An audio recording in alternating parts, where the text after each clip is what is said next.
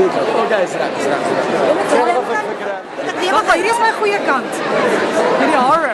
So die vertelling van jou uitrusting, jy lyk pragtig. Waar is die vloes? Ek is baie bevoorreg om te sê dat dieselfde girl, die dame, die meisie wat die Skouspel Plus van jaar my rokke design het, hierdie rok design, beautiful haar eie inisiatief Anel Botha Couture. Maar jy lyk vir myself Myne is Armami wat gesorg het dat dit reg kom en reg is. Maar baie dankie, ek is so bly om te sien jy is ook nie bang vir die pink nie.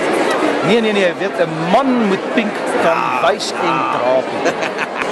Vertel ons 'n bietjie meer oor jou hele wêreld toe. Lag ons 'n bietjie uit. Net eers oor die trou, jy het my nou gevra. Die goeie nuus is ons slaap al deur. So, En die wêreldtoer begin môre, dis nou Woensdag. En ek kan nie wag nie, weet ons begin Charlotte. Ek weet ons gaan San Diego toe, ons eindig in Los Angeles op en Las Vegas vir die eerste keer. Ek wil net sien hoe is Las Vegas. Dan gaan ons New Zealand toe vir 'n week, 'n paar shows daar, Australië en oor 3 weke is ek terug. Laat ek net weer gou sê. Oor 3 weke is ek terug. Mense, dis chock en blok, soos julle kan sien. Ek staan hier, dis 5 minute voor vanaand se show en joh, die mense lyk mooi. Ek hoor baie van Anel Botha se uitrustings. Dis baie gewild.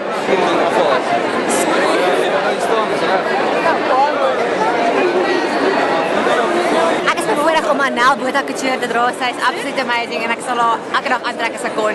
So, it's up to you. Sy is absoluut die nuwe it girl van fashion. Hallo, ek's Arman. Dis my liefie Tammy, Tammy van Dijk. Heidi.